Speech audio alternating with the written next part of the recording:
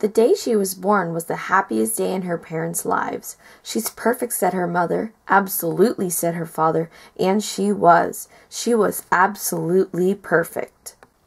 "Her name must be everything she is," said her mother. "Her name must be absolutely perfect," said her father. And it was. Her parents named her Chrysanthemum.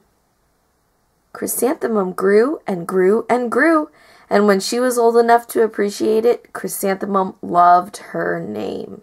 She loved the way it sounded when her mother woke her up, the way it sounded when her father called her for dinner, and the way it sounded when she whispered it to herself in the bathroom mirror.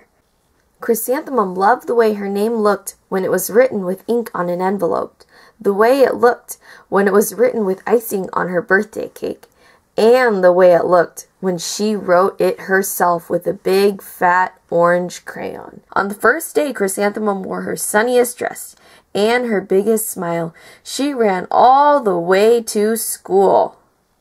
But when Mrs. Chud took roll call, everyone giggled upon hearing Chrysanthemum's name.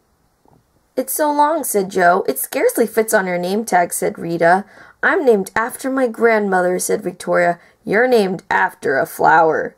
Chrysanthemum wilted. She did not think her name was absolutely perfect. She thought it was absolutely dreadful.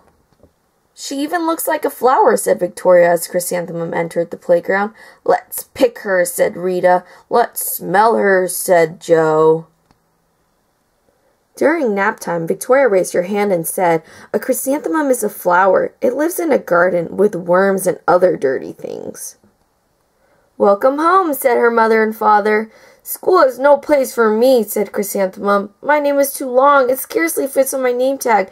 And I'm named after a flower." "Oh, pish," said her mother. "Your name is beautiful and precious and priceless and fascinating and winsome," said her father. "It's everything you are," said her mother. "Absolutely perfect," said her father. The students were introduced to Mrs. Twinkle, the music teacher. Her voice was like something out of a dream, as was everything else about her. The students were speechless. Mrs. Twinkle led the students in scales. Then she assigned roles for the class musical. Victoria was chosen as the dainty fairy queen. Rita was chosen as the spiffy butterfly princess. Joe was chosen as the all-important pixie messenger. And Chrysanthemum, well, she was chosen as the daisy.